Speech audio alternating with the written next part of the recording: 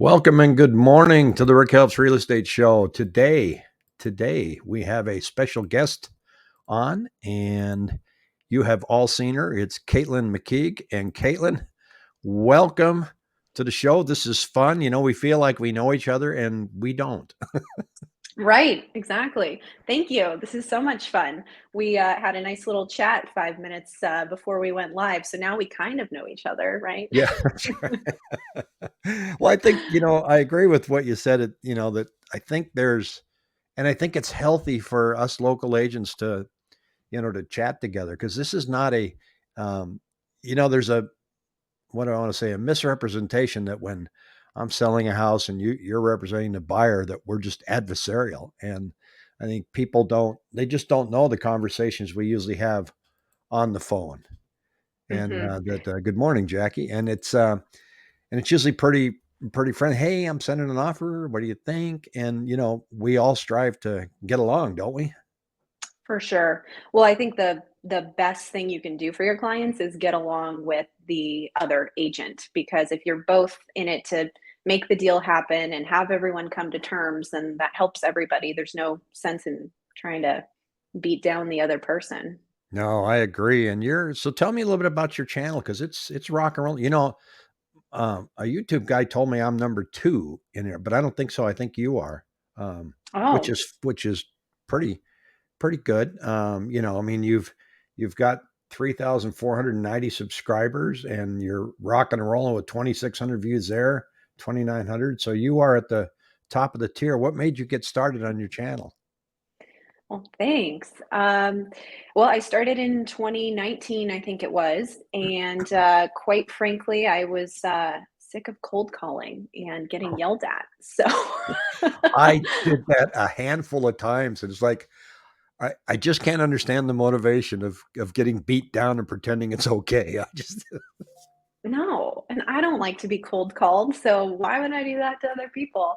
So yeah, I just figured there's got to be a better way to connect with clients, and they always tell you in this industry, come from a place of education, share information. And I was a first-time home buyer before I was in real estate, and I had a lot of questions. I had no idea what the process looked like. It was all very scary, and so I just figured I'll use things that I learned in my experience and like frequently asked questions I get from clients, and I'll start educating on YouTube. And so that's how I started. And then when the pandemic started in 2020, I started doing market updates on Mondays on my Instagram, actually, and figured if I'm recording something on Instagram, I might as well put it on YouTube. sure. So that's how the Monday market updates started and evolved. And now it's 2 years later. Yeah, it's funny. I kind of bumped into you when you were, looked like you were moving from Instagram. I didn't see you on Instagram. I don't do a whole lot with that. I maybe post a few photos for my kids to see or something. And but then I saw your views start to go, because I think people are starved for knowledge. They just want to know. And I don't think, there's the old saying, everybody wants to buy, but nobody wants to be sold. Hmm. But I For also sure. notice, and tell me if you see this, if I were to put up a video that's very sensationalist and negative, I think I would quadruple my views. What do you think? 100%. It's that clickbait, right? Yeah, But I mean, we're not in the crash. business for that, right? Yeah, you and I are there to tell the facts, I think, and it does get frustrating to see some of those channels, especially when they're not even local, right? Like they're on a national scale, and it's like, how could you possibly know that much about what's going on in the Phoenix market to predict something so horrific? Well, there's one guy, and I'm not going to call him out by name, but I think people figure out who I'm talking about, and he's in the state next door, and he's got two plaques behind him, a white wall, and he wears a white shirt and tie, and he's got a little picture on the corner of him shaking hands with George Bush. And I have the same picture. It's because it's a cardboard cutout, and you just put your head up to it, and they take your picture. And, Funny. so so I kind of pointed that out once. I said, "Hey, I had the same picture," but and he keeps breathing in and going, "Oh, it's insanity," and it's like, well, share some numbers. I mean, if Hmm. it's okay if you have opinion that things are gonna crash, but tell me specifically, why? And I think that's, I mean, that's my goal, is to look and say, like, here's, like, today we have 6,900 homes on the market. Okay. Um, it hasn't been that high for quite a long time. And yet 6,900 is still incredibly low. Um, Hmm. and we have, um, I think the, not only the ability, but the obligation to share the real numbers with our viewers. And you use a whiteboard too. Hmm. Yeah. Just started doing that. And a lot of the feedback that I was getting was like, I want to see a visual of these numbers, which I get. I'm visual too, and it sinks in a little bit better when you can see it too. So that's why I started doing that. And it's hard, as you know, to edit every video and put text on the screen. And I want these videos to be timely, right? Like I want to report on Monday what's going on Monday, not what happened on Friday because I needed time to edit it. So the whiteboard is easy. I can write it all out, circle it, show it. But yeah, I think the numbers are important. And I liked what you said in your last video when you were saying, big numbers on a small scale look big, big percentages, but they're not, it's nothing to be scared about because Yeah, that. a big percentage of a small number is still a small number. Exactly. Yeah, because that is a pretty big percentage of how our inventory spiked up, and you could twist that so many ways to make that clickbait, but, what's the use in doing that when really, like you said, 6,900 listings? It's not anything for us to be concerned about an oversupply at this point. Yeah, I like to look and see if there's a trend that we can actually call out as a trend. In other words, 2 weeks doesn't make a trend, but 4 weeks makes it start to look like a trend. And if it Mhm. continues this trend, what would it mean? And Mhm. we get a lot of pushback at that. They're like, "Ah, you're just sharing charts. What do you know?" Well, I sometimes charts tell you a few things. We got a question here. Are sellers giving any thoughts on being creative? I imagine creative is um, offering certain things in the sale of their home or contributing to points, and I don't think they're there yet. No, and that's I don't think just yet. I think you're right. That's what Cromford Report always says. They say the first thing that starts to move are, I think, the listing price cuts. You start to see that, and then you might start to see some seller concessions. So I don't think we've hit that point yet, but we have started to see the listing price cuts starting. What about foot traffic? What are you seeing out there? Much slower. Open houses for the most part. Like I don't do them myself, but feedback from other agents that I've worked with have said open houses have been much slower. I can tell you, like on my client side, I've had a handful of buyers that have gotten just a little discouraged with rates, with competition, with prices. That it's been a little bit quiet on that side. So I think if I'm experiencing that, it's more than likely what's going on everywhere else too. What about you? I, carbon copy, same thing. I've got buyers that just I'm out.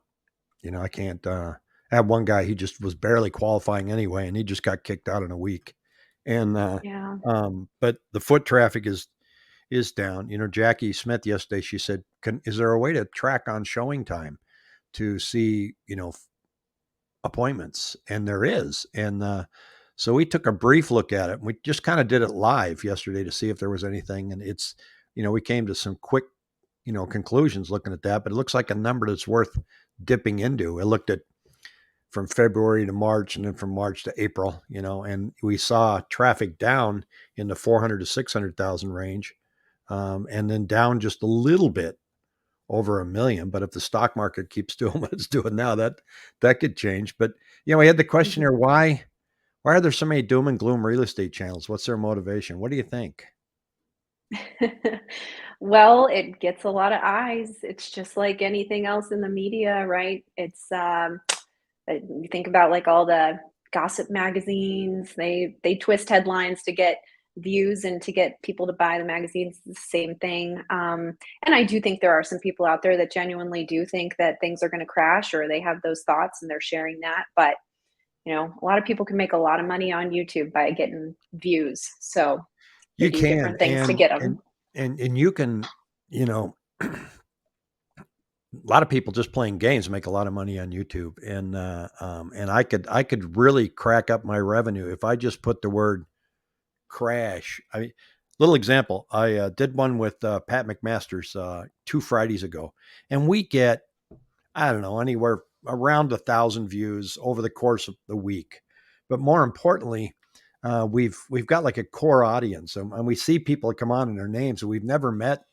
I think we've met one named Steve, and he had coffee with us, and but we feel like we know the audience. So the audience isn't huge, I guess is what I'm trying to say, but we feel connected to them on Friday because they keep coming Mhm. on and go, hey, we go, hey, there he is. And but I put a headline up that said panic, and I had a picture of an atom bomb explosion behind me, right? And Uh-huh. basically, I thought we'd talk about it and say, look, it's not time to panic. Things are changing, but my views quadrupled, and it's the atom bomb, Yeah, yeah. and wouldn't higher interest rates just cause buyers to lower their price range? Yeah, Sean, that's true if they could find anything in that price range. Now, the Cromford report came out today and said that I think it was 21% of our purchases are investors. Um, Mhm. and here's Mike. Mike says you need more fire in your thumbnails. Yeah, I may just have to do that. So, and we got to thank you for that from Harry. Sensationalism sells. It's the same way when you watch the news. I mean, let's just look at Fox News. Why are they still having alert? It does. They could be talking about the price of ice cream went up a dime, and it would still say breaking news. It does. That's And funny. hey, it fools me too. Sometimes I'm like, "Oh, what is the breaking news?" I "Oh, know. just that? Never mind." There's no breaking, and there's never breaking news in real estate because it moves so slow. Right. But I Yeah.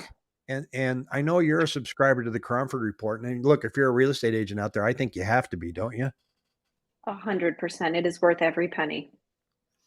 And it, Yep. it gives us so much local data. And it's what I like about it is it's timely. If I go to Mhm. realtor.com or Redfin, it's last month and Cromford's today. Right. And what We're they so they show you what's coming, sort of.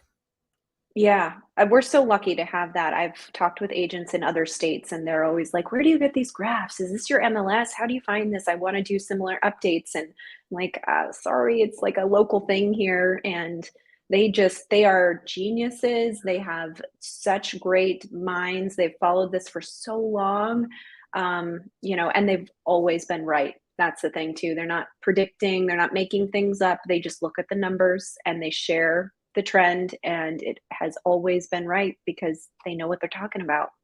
Yeah, and they're not alarmists either. And that's what I like is they say, look, here's what this could mean. So we're going to have to Mhm, follow it. So he raised a red flag just a week and a half ago and said, this is a red flag warning, and mhm. if you're overextended, you need to pay particularly close attention over the next 3 weeks. He said, Yep, and yep.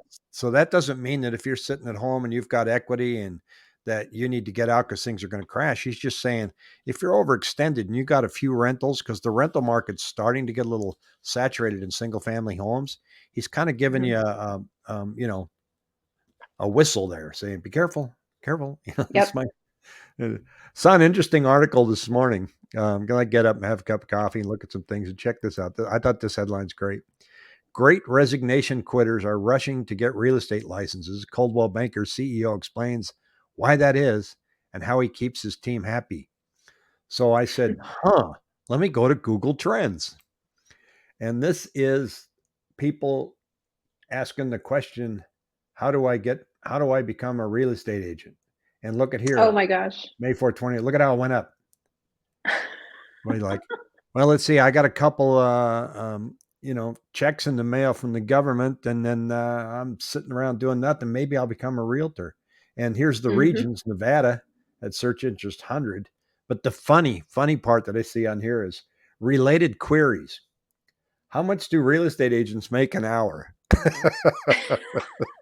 I Oh, that'd be wish. nice, wouldn't it? I wish. Uh, Oh, oh that's funny. gosh. I was at a meeting yesterday and found out there's 91,000 real estate agents in the state of Arizona right now.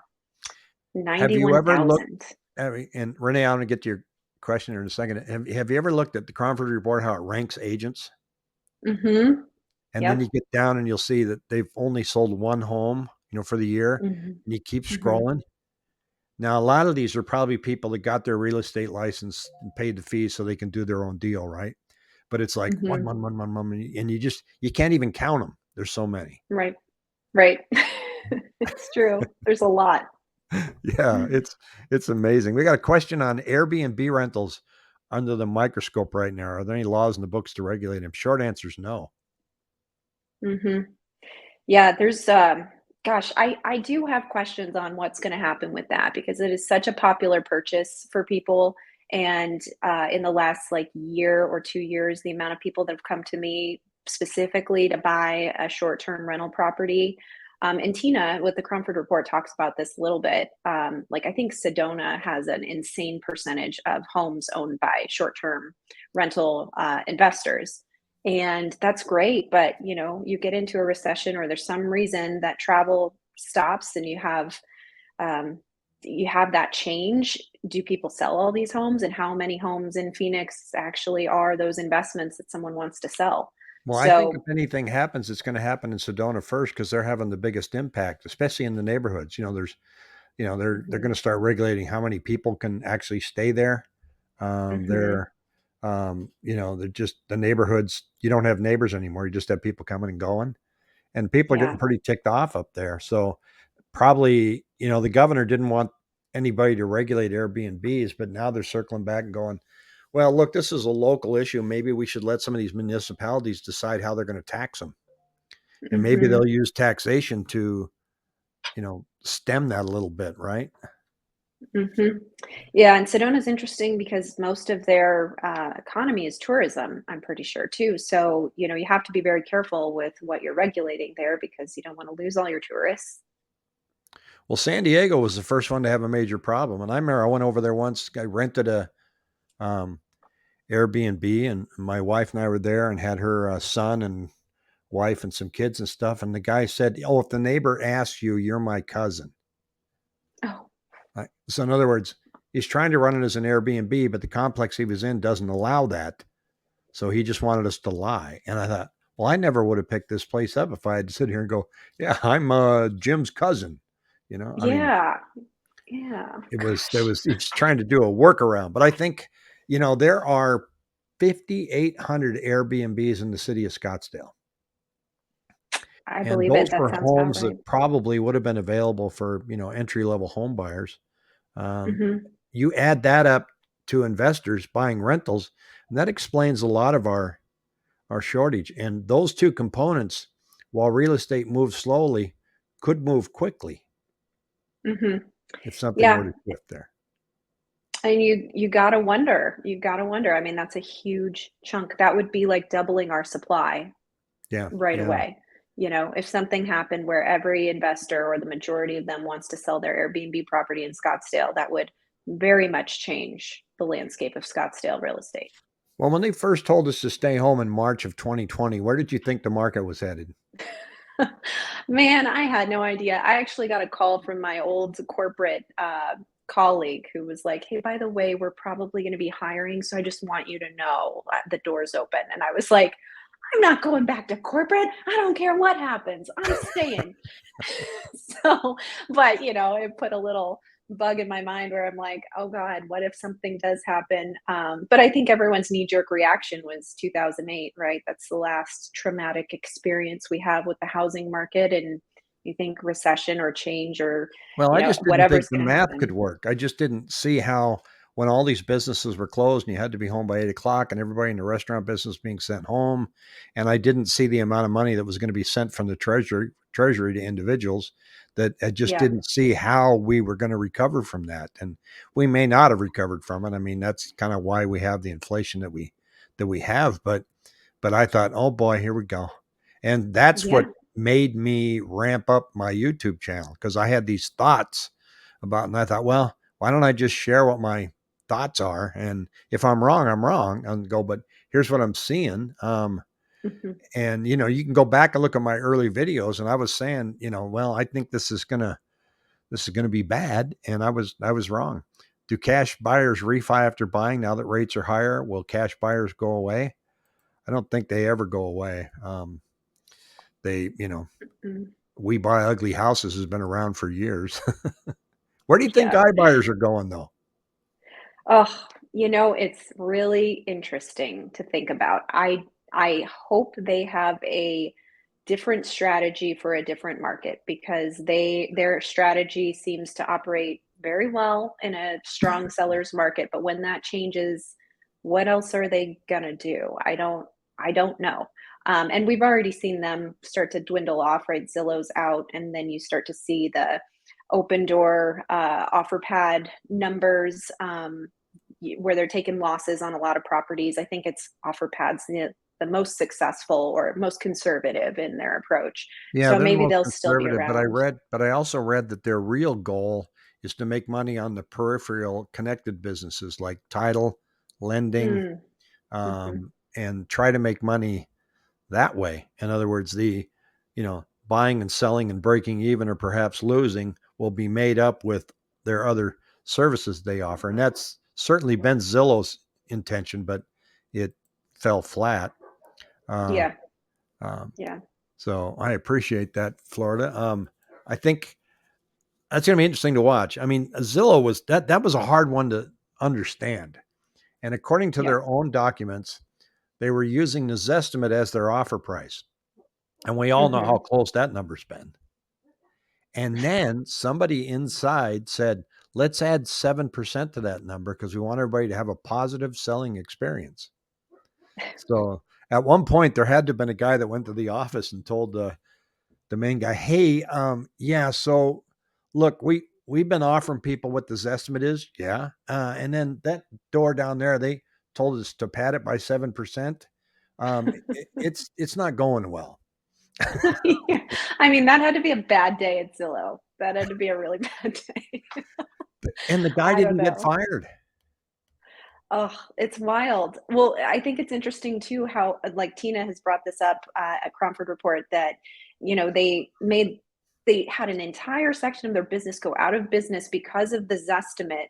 Yet they're out there predicting openly trends in the market as well as year over year appreciation, and it's getting reported as fact, and it's still all based on this estimate after they admitted our estimate was wrong. And it's like, why are we still giving credibility to this algorithm? I don't get it. Yeah, there's always been a lot of debate. Look, it's the number one website for people looking at, their home value. Mhm. And I got caught into that before I got into real estate. But Zillow says, um, and thousands of new luxury condos with high HOA, how will these hold if the market gets an influx of supply from Airbnb and out of a lot of those condos aren't even allowing Airbnbs. It's easier to regulate in an HOA in a condo.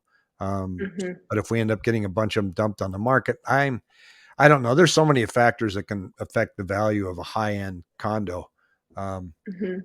and I don't know if I'd want to live in a high end condo. I just don't like elevators.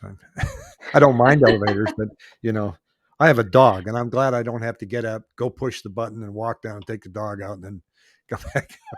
Don't pee in the Yes. elevator, Ringo. Yeah. So That would be a transition. Yeah, I those condos are nice, but you got to use all the amenities, right? Otherwise, why pay that HOA fee? Yeah, and then that takes us back to, you know, when we were all told to stay home, all these apartment complexes and condos shut down the gym and shut down the amenities. So now you're going, why am I living here? And so that Mhm. made people go out and start buying homes. And here's a great question. Which real estate site give the best home value estimates? None. Yeah.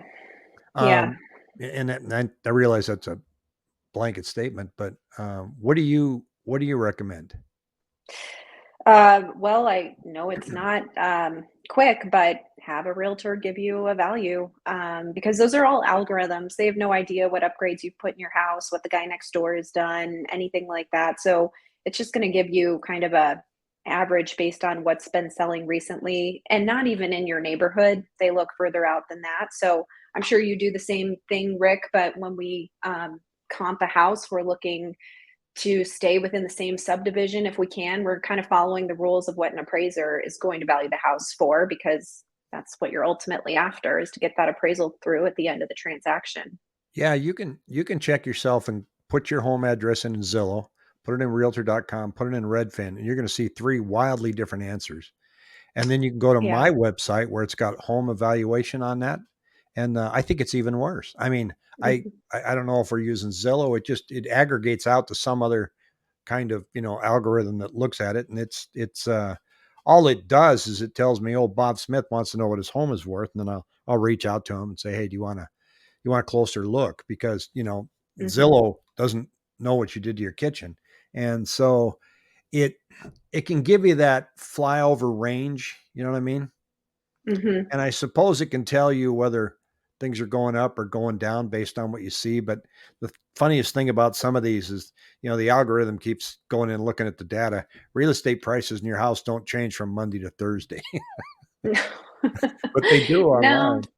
Yeah, yeah. Well, sometimes it's a swing of $100,000 too, and it's like, that's just not even helpful. Yeah, yeah.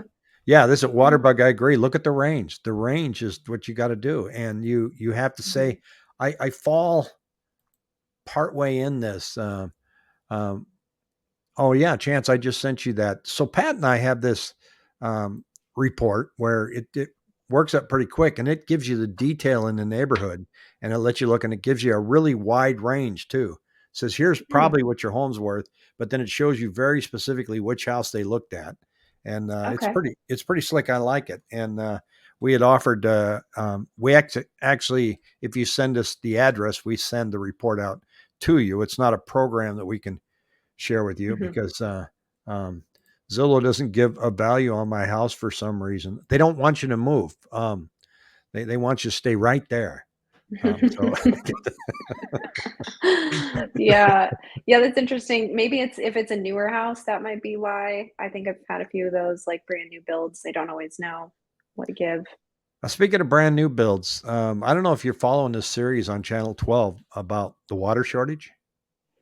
Yeah, I've been following is not that one specifically, but just news in general of what's going on, and I watched your video about that the other day, that was interesting. Well, that new development they're putting out it's going to go all the way from Queen Creek up to Apache Junction, and when finished, it'll populate 1 million people. That's how big this project is, right? And it's Mhm. all the way out to Gold Canyon. I mean, the whole swath. So they bought this from the state land trust, and then they're going to parcel it out. But they came out I think last night, and I saw the news story on it this morning. They don't have any water. In other words, there's no canal system that goes down there, and there's no underground water. They can't tap into the aquifers. So they've got this huge plan for 1 million people, and they already don't have water. And then yesterday, I saw news that not New River, Rio Verde, which is east of Fountain Hills, Mhm. they're getting their water cut off in December. Just Yeah.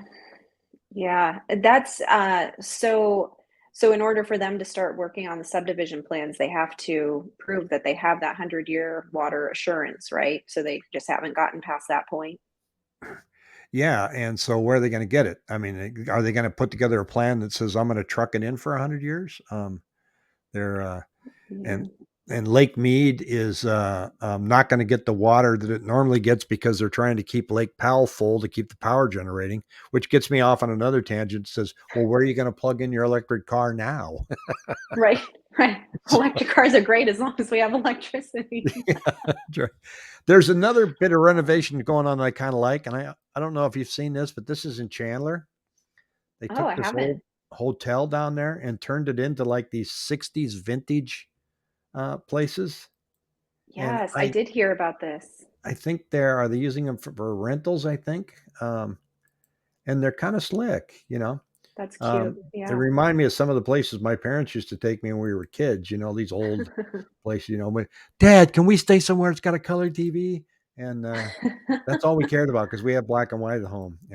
Yeah. And I'm aging myself. But we got 3 channels. So, but it's neat to see these places that you would consider a teardown get refurbished like this. Mhm. This is That south is fun. of downtown Chandler, and those are the guys doing it there. So I That's bumped into that cool. yesterday and thought that was pretty cool. So where do you think Yeah. in the short term, what's our summer going to look like? You know, I think it's going to be a little slow. Our demand's already gone down quite a bit. I think that's going to probably continue to go down, maybe for the next month. It seems to me that people are a little bit frozen and trying to see what's going to happen. I think a lot of people are like, I'm just going to wait for a second here and see what's happening with rates because unfortunately that it's it's changed their buying power, and so I think a lot of people that maybe were gung-ho about it a couple months ago are now thinking, let me just see what happens here with rates because the Fed's announcing that they're probably going to raise it again next month. So how much is that going to impact you? We're already feeling the effects of that. So that's my prediction. I think supply is going to continue to go up. What we're doing now, I think, is going to continue for the next through the summer, more than likely. Maybe at a slower pace. I don't know. I kind of hope so. Worries me a little bit how quick supply is coming out, but I don't know. What do you Well, think? I'm kind of a cheerleader for more supply because, for buyers, it's just been I called this the year of the buyer beatdown. And it'd be Mm. nice to be able to, right now if you go home to sleep on it, you might not get to sleep in it. So you got to write the offer as soon as you're in the house and you got to get it over there as fast as you can. And nobody gets to go home and sit at the kitchen table and go, well, honey, what do you think? Yeah. And it'd be nice to see that part of the market return. Mhm. And Waterbug, no, not black and white TVs. So I mean, he was black. Not only were they have black and white TVs, but the old remotes, they used to be they would they would ping. You would click to change the channel and go ding, ding, and if that didn't work, you'd pick up your car keys and shake it, and the television would change channels. So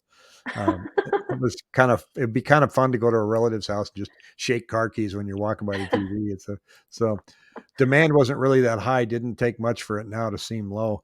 We can you speak to the Santan area, especially the new builds there? It seems they're really building that area up. I mean, that's another classic example of drive till you qualify. They just keep pushing them out further Mhm.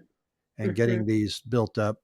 They made a huge mistake out there in 2006 and 2007. The quality of the homes that they built back then were not great. Yes, Santan is still quite competitive too. That's the crazy thing. And earlier this year, at least, it was like maybe go out there and get a better price or have less competition. But any clients that I worked with in that area was like just as crazy as Queen Creek and Gilbert. It was like no relief. Yeah, you couldn't find any relief anywhere. You couldn't. You can go. Well, I'm going to go up to Surprise. Nope. Mm-mm. Did you? I mean, it's you're meeting your clients at the house, and they drive. They take their car, and I took mine, and you pull up, and there's two other agents there waiting their turn to get in, and I showed a Mm-hmm. house. Oh, I want to say this was maybe 4 months ago, and it was in the historic district in Phoenix. And the agent was letting people overlap their appointments on showing time. Mm-hmm. Normally, you can get your own private 15-minute window, and this house needed a ton of work, and I mean, it was awful, and it was being sold. The guy had passed away, and his brother was selling it, so he was sitting in the living room, and he'd get mad if he didn't close the door right away because he had the AC going. And this agent walks up, and she goes, I'm 1045. And I said, yeah, so am I. So is her. So is he. We're all 1045. And she goes, Yeah. well, I'm going to go in. And she says, then I'll come out when I'm done and then you guys can go in. Just really cocky. And I said, well, Mm-hmm. I got to tell you, once you open that door, we're all going in. So, but it was Yeah. there. They were lined up on the sidewalk, Caitlin. I know. I And saw along it. comes this agent saying that she's got her own private 15-minute window. I go, knock yourself Yeah. out. Yeah, yeah. Gosh, I know. It was insane. I felt like things were very crazy last year and working with a lot of buyers, it was very tough. But as January rolled around by like the second, third week in January, it just shot off like no other roller coaster ride I've ever been on. I told my husband I feel like a rag doll like being pulled behind, like when you ride on a tube on the lake behind a boat and you just Yeah. like have no control whatsoever. I was like, this is my life every day, all week, and nonstop, and weekends and nights and all of it. And we, as you want to help your buyers as best you can, but we had no leverage, no control, and it was just about put your best foot forward as quick as you can every single time, weekend after weekend. So yes, I'm with you. I think some new supply would be nice. Let's level things off a little bit. I just want to stay away from an oversupply all of a sudden happening. So that's the only concern I Yeah, have. and that's the nice thing about the Cronford report, and you probably see too that I track the 7-day moving average. I pull this up, and I input it myself, and just Nice. because it gives me a better feel for the numbers, and you can Mhm. see that our sales while they're down, and but they've been down, so they haven't been huge, but Mhm. they've been enough, um, to like Waterbug says here, demand wasn't really all that high. Didn't take much for it now to seem low. And he's correct. It never really was that high, but it hugged so close to the numbers of homes that are coming on because supply was sold that it seemed like there were multiple buyers out there when there really wasn't. There was just enough, and 80% of the homes were getting sold as they came up. One Mhm. thing not discussed a lot for Santan is the 24 is nearly completed to Ironwood, and that gets a fair amount of attention. Yeah, the 24. I mean, gosh, driving to Santan, if somebody wanted me to show a house out there, you just go, oh, I got to go down a Mhm. 2-lane road. It's like going to Yes. Maricopa. Like, no. Yes, and it lasts forever.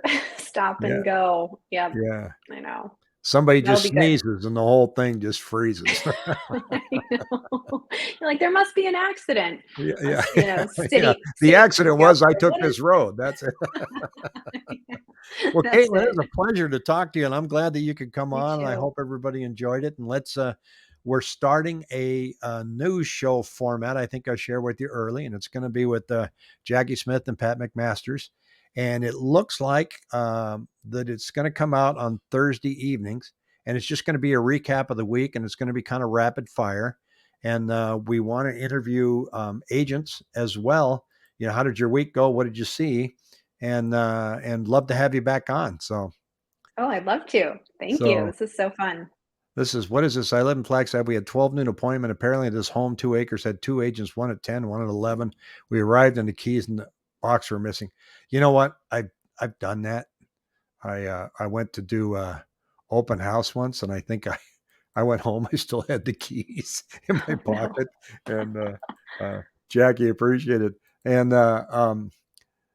Kyle here ending this says, you say a normal inventory is about 15,000 homes. What's a normal salesman? Well, normal inventory is about 27,000 homes in this market, I think. Mhm. Yeah. And when I go to Cromford report, let me see if I can pull this up while I've got, I don't like to leave a question hanging. So let me bear with me while I walk this one through. Yeah, I'm They've trying to got think. extremes, right? Mhm. And for some reason it went away when I drifted it over there. So um, I like that. Have you ever trolled around in that extremes before? Um, Uh-huh. Yeah, it's interesting. where is it? Um, I just went into sales per year right Here it is, now, annual extremes. sales rate. Okay. Okay, so this shows you um, active listings. Our high was 58,000, our low was 81, and typical's 27,000. And then you look at um, let's see, this is sales per month. Mhm. 11,000 for a high, a low of 2,500 for a month. That was back in 2008, and 7,165 for a month is typical. So, I mean, you got to take There you that with a go.